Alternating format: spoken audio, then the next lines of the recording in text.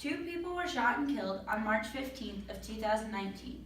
The suspect who was arrested later that day was an 11-year-old boy. Young adolescent violence is an important topic for our culture and community. Today I will be speaking on it as a whole, young generational violence, what causes it, and how we can prevent it. First, let's discuss what all it involves. Young adults can easily get caught up in violence of all types, both big and small. This can be as small as robbery to armed robbery. Later it can go into stealing cars and then even killings. This is happening not only in our teenagers, but the ages are getting younger and younger. It's not something new, but something we have seen since 2016. When I was researching this, I found multiple children who got into cases of murder, being as young as 4-year-old, shooting his father because he did not get the gaming system he wanted, to two 10-year-olds abducting and killing a 2-year-old. These acts, however, are not coming out of nowhere. There are many video games that seem harmless, yet lead children to violent tendencies. These are video games such as Call of Duty or Halo, many of the violent video games that we see advertised every day.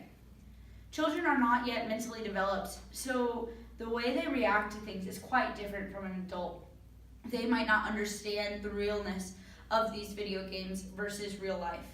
They have impulses, they have aggression, they have emotional volatility, they are likely to take risk, they react to stress, they're vulnerable to peer pressure, prone to focus on and overestimate short-term payoffs. They are likely to overlook alternative courses to action. Parents and guardians should be very careful and particular in what they allow their children to do.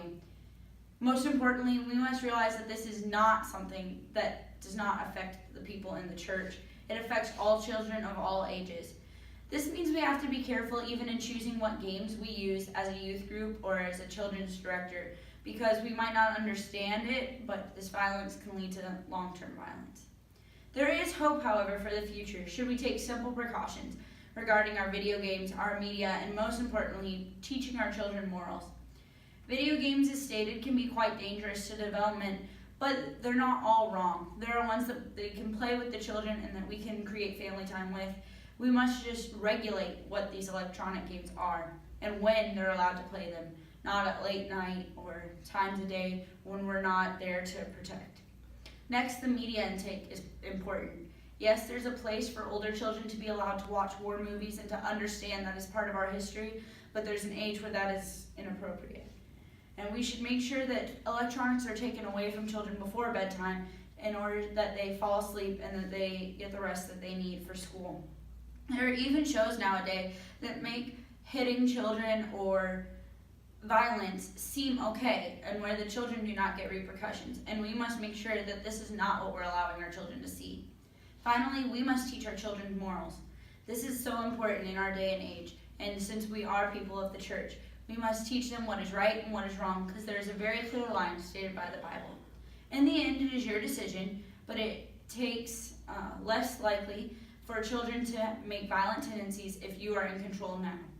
Knowledge is power, and with these tools under our belt, I hope you create a better environment for your young people to interact with. The reality is that this is real, and knowing why it happened and how to fix it are things that I hope I have showed you today. With this in mind, I pray we will see a new generation of peace rather than violence, at least within the church.